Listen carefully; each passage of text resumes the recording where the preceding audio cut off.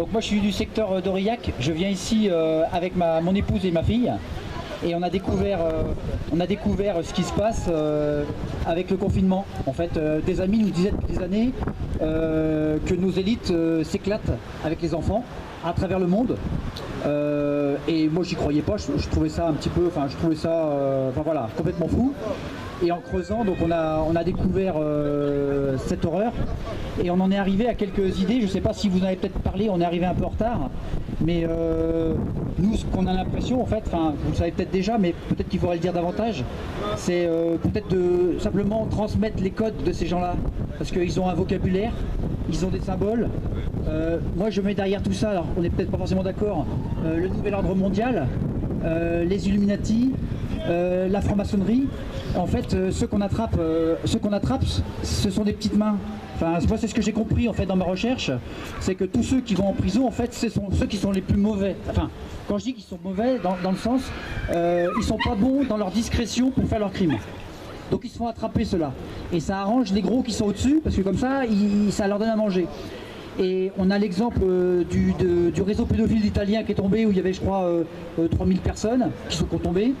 Celui allemand cet été aussi, au mois de juillet, où on a 30 000 personnes qui sont tombées, avec des personnes haut placées. Et en France, là, on vient de nous faire un petit cadeau pour nous donner un os à ronger de 60 personnes.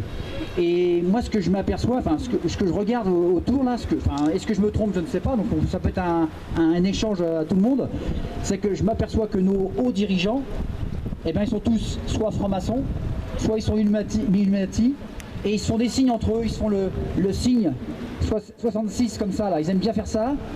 Il y a notre président, il aime bien faire ça. Notre président, je l'ai vu faire ça aussi, à plusieurs reprises. Et sa femme, elle est avec qui? Et sa femme, il y a des choses qui se passent. Et on a donc, pour ça qu'on a mis un petit logo des Illuminati, qui est un petit peu le logo qu'on va retrouver au-dessus de la charte des droits de l'homme. Ouais, mais non, c'est Illuminati, mais il y a aussi le signe maçonnique autour, avec les deux piliers qui sont autour. Et on retrouve tous ces petits symboles pour communiquer entre eux, pour se retrouver entre eux, pendant que nous, on est en train de se bagarrer avec nos problèmes individuels.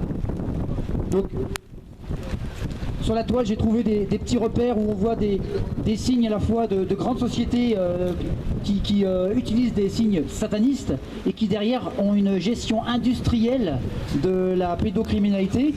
Et nous, individuellement, on a l'impression qu'on a affaire à un mauvais avocat, on n'a pas de chance.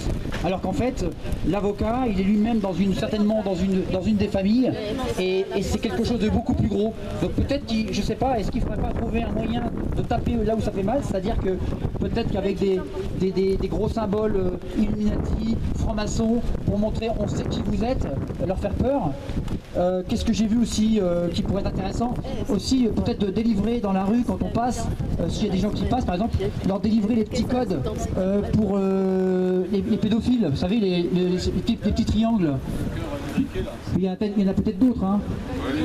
Voilà. Voilà. Et puis les signes de la main. Là, maintenant, on est devenu presque des pros de la détection, parce qu'en venant, on s'est garé un peu plus loin là-bas.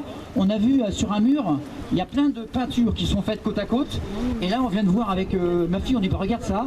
Il y a ça. Il y a, je sais plus, il y a un signe qui est comme ça, je crois. Il y a ça, alors oui, puis il y a ça, et puis il y en a plusieurs. Et en fait, les peintures qui sont dans Clermont-Ferrand, là, elles ont toutes des signes satanistes. Donc ce serait intéressant de voir, de remonter jusqu'où ça va, ça. Qui c'est qui a autorisé ça? Et là, encore une fois, on... Voilà. Tu as beaucoup d'ennemis comme ça, mon ami. Hein. Non mais... Non mais par contre voilà, si on parle en coin, chacun dans notre coin, on est avec nous, on se bat tout seul, mais si avec des fois une seule photo, ça peut calmer beaucoup de gens, parce que les gens peuvent se sentir dire ben, ils sont un petit groupe, et puis ceux qui connaissent pas le problème, ils vont dire c'est quoi ce signe, c'est quoi ce symbole, parce qu'une fois qu'on connaît le signe, on le voit partout.